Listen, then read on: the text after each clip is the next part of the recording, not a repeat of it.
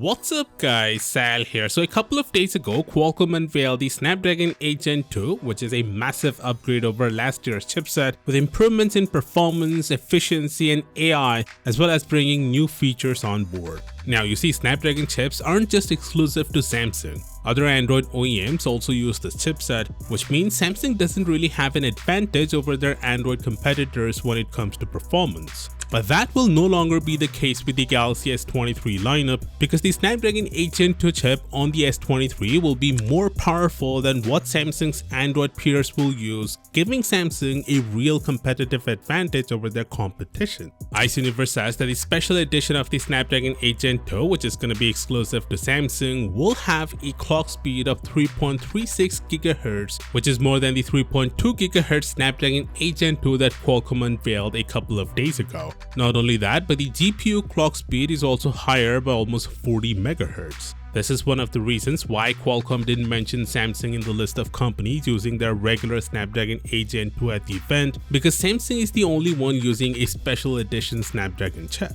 It's the first time we're seeing Qualcomm making a special chipset for any company, and the reason is pretty simple.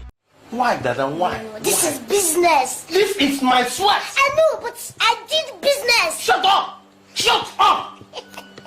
Samsung sells over 50 million flagship phones every year, which is 10 times their closest rival. The fact that Samsung is giving up their Exynos chip in favor of Snapdragon means Qualcomm's business will increase dramatically. So Qualcomm is returning the favor by giving Samsung a superior chipset, which is great news for Samsung users. Now we have evidence of this as well. The Galaxy S23 Ultra on Geekbench shows a 3.36 GHz clock speed, while Xiaomi's upcoming flagship phone is clocked at 3.19 GHz. Speaking of Geekbench, this listing is for Europe, and it basically confirms 100% that Europe is getting the Snapdragon variant of the Galaxy S23 Ultra. As I've said earlier, not just Europe, but every country will also get the Snapdragon chip this time instead of the inferior Exynos. Finally, we also have an update on the fingerprint scanner of the S23 Ultra. A lot of people were asking whether or not the S23 Ultra will get the new ultrasonic fingerprint scanner that covers almost the entire bottom half of the display.